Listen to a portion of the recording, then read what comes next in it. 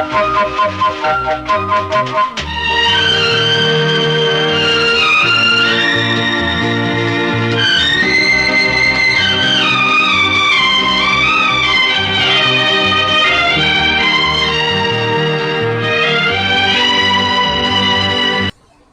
மக்களே, நான் உங்கள் அருண் நாகலிங்கம். நாம் லோனாவாலாவில் இருக்கோம். இன்றைக்கி டே 2 லோகாத் ஃபோர்ட்டுக்கு போகிறோம்.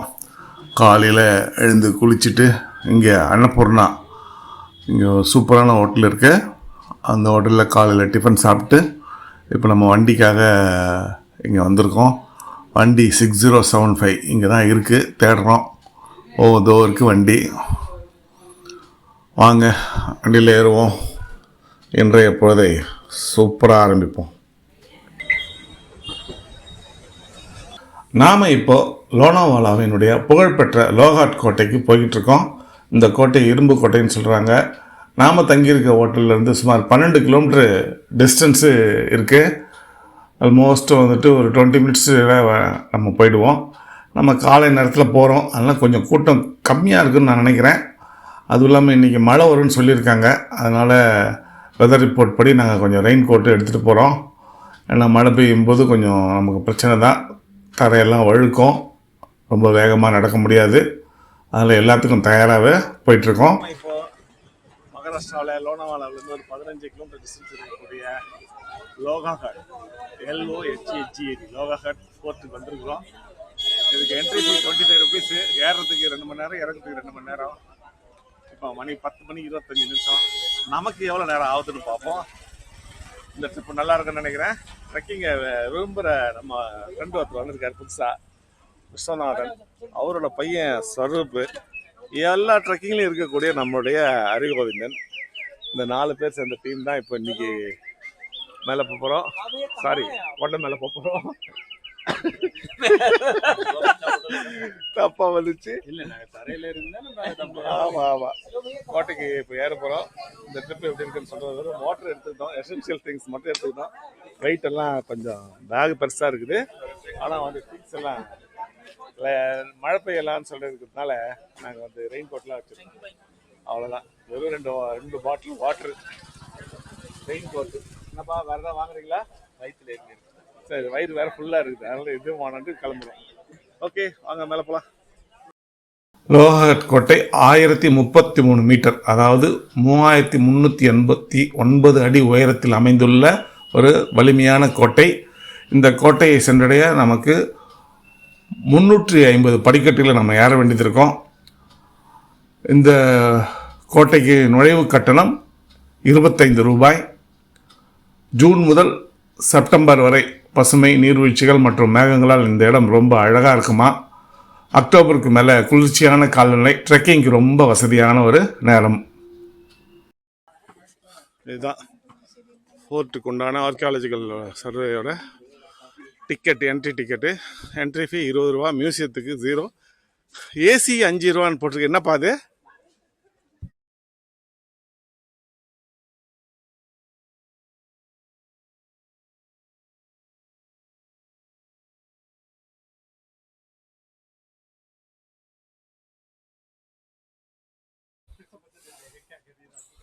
நல்லா அருமையாக இருக்குது பார்க்கறதுக்கு.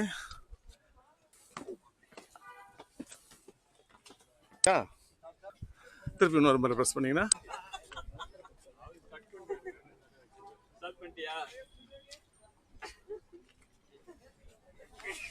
சிவாஜி கோட்டை.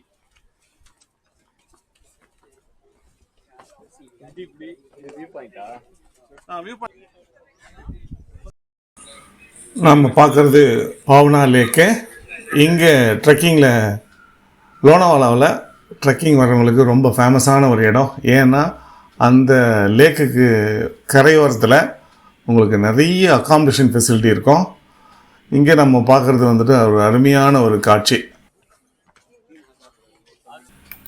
நாம் இது வரைக்கும் 15 நிமிஷம் ஏறி வந்திருக்கோம். குடும்பத்தோடு இங்கே நிறைய பேர் இந்த கோட்டையை பார்க்க வராங்க. இந்த இடம் பாதுகாப்பான இடம்னு சொல்கிறாங்க. ஸோ நீங்களும் உங்களுக்கு ஒரு வாய்ப்பு கிடச்சிதுன்னா இங்கே குடும்பத்தோடு இந்த ட்ரெக்கிங்க்கு வாங்க. நல்ல ஒரு அருமையான ஒரு இடம். 1648ஆம் ஆண்டு சத்ரபதி சிவாஜி மகாராஜ் இந்த கோட்டையை கைப்பற்றினார். சூரத் நகரிலிருந்து கொண்டு வரப்பட்ட செல்வங்களை பாதுகாக்க இந்த கோட்டை பயன்படுத்தப்பட்டதாக வரலாறு கூறுகிறது. சூப்பரா இருக்கு ட்ரெக்கிங். இந்த கோட்டை அழகாக படி அமைச்சு ஈஸியாக யார் வேணாலும் ஏறுற அளவுக்கு வசதி பண்ணி கொடுத்துருக்காங்க. நல்லா இருக்கு. 2016 இதை படிக்கட்டு அமைச்சிருக்காங்க. சூப்பரா இருக்கு. இந்த லோகாட் கோட்டைக்கு 4 முக்கிய நுழைவாயில்கள் உள்ளது.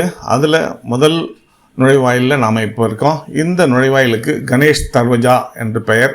கோட்டையின் முதல் நுழைவாயில் 1789 நானா பட்னாவிஸ் கட்டியதாக கூறப்படுகிறது. வாயிலின் இருபுறங்களிலும் விநாயகர் சிற்பங்கள் இருப்பதால் கணேஷ் தர்வஜா என்று அழைக்கப்படுகிறது.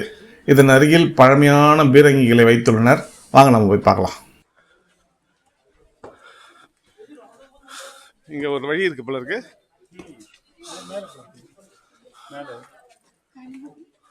1800 வருஷம் ஆயிடுச்சா? 235 வருஷம் ஸ்டார்ட் பண்ணதுல இருந்து.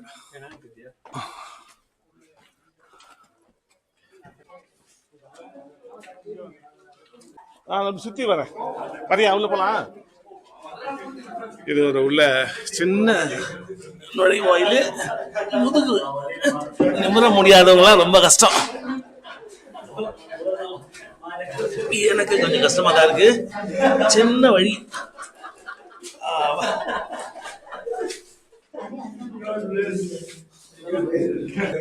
எதிரியை கண்காணிக்கிறதுக்கு இந்த ஒரு வாசல். அங்க வராங்களா எங்க வராங்களான்னு பாக்குறது.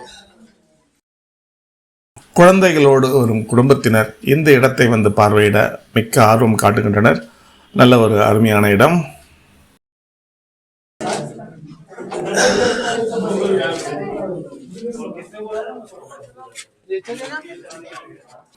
இந்த கோட்டையை பிரிட்டிஷார் பிடிப்பதற்கு முன் சாளுக்கியர், ராஷ்டிரகூடர், யாதவர், பக்மணி, முகலாயர் மற்றும் மராட்டியர் உள்ளிட்ட பல அரசு வம்சங்கள் இந்த கோட்டையை ஆட்சி செய்துள்ளன. வலிமையான கட்டமைப்பும் இயற்கை அழகும் காரணமாக ஆயிரக்கணக்கான சுற்றுலா பயணிகளை இந்த கோட்டை கவர்ந்து இழுக்கிறது. கோட்டையோட 2வது நுழைவு வாயிலுக்கு வந்திருக்கோம். இந்த நுழைவு வாயிலுக்கு பேர் நாராயண் தர்வஜா. இதையும் 1789 நானா பட்னாவிஸ் கட்டினார். குறுகிய கல் படிக்கட்டுகள் வழியாக இந்த வாயிலை அடைய வேண்டும். பாதுகாப்பு நோக்கில் இது மிகவும் முக்கியமான இடமாக இருந்தது. இங்கிருந்து கீழே உள்ள பள்ளத்தாக்கின் அழகிய காட்சியை நாம் காணலாம். எவ்வளோ நேரம் வேணாலும் பார்த்துக்கிட்டு இருக்கலாம். ஸோ இங்கேருந்து பார்க்கும்போது எதிரிகள் நடமாட்டம் இருக்கா, எதிரிகள் எந்த பக்கம் போகிறாங்க, எந்த பக்கம் வராங்கன்றதை ஈஸியாக வீரர்கள் பார்க்கறதுக்கு உண்டான வாய்ப்புன்றது இங்கிருந்து. எதிரிகளுடைய நடமாட்டத்தை கண்காணிக்கிறதுக்கு கோட்டைகளில் வீரர்கள் அமர்த்தப்பட்டு கண்காணிக்கப்படுவார்கள். ஒரு பெண் சுற்றுலா பயணி கொண்டு வந்த கூல்ட்ரிங்க் பாட்டிலை இந்த குரங்கு பிடுங்கி அதை அருமையாக ரொம்ப பொறுமையாக உட்காந்து நிதானமாக குடிக்குது. ரொம்ப பார்க்கறதுக்கு ஆச்சரியமாக இருக்குது. எவ்வளோ அழகாக குடிக்குது பாருங்கள். அது எடுத்துட்டு கீழே கவுத்துக்குதா? அது எடுத்து அதுதான் நினைக்குது. நீங்கள் அதுக்கிட்ட இருந்து பிடிக்கிறீங்கன்னு அது பார்க்குது.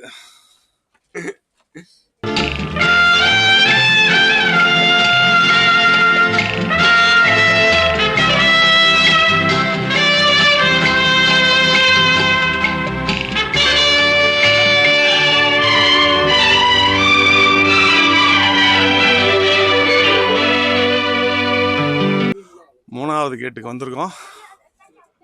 இந்த 3வது நுழைவு வாயிலின் பெயர் ஹனுமன் தர்வஜா. இந்த வாயில் மற்றவற்றை விட மிக பழமையானது. வரலாற்று குறிப்புகளின்படி 17ஆம் நூற்றாண்டின் இறுதியில் முகலாயர் காலத்தில், அதுவும் அவுரங்கசீப் ஆட்சி காலத்தில் இந்த நுழைவு வாயில் அமைக்கப்பட்டதாக கூறப்படுகிறது. ஒரு காலத்தில் இதுவே கோட்டையின் முக்கிய நுழைவு வாயிலாக இருந்தது.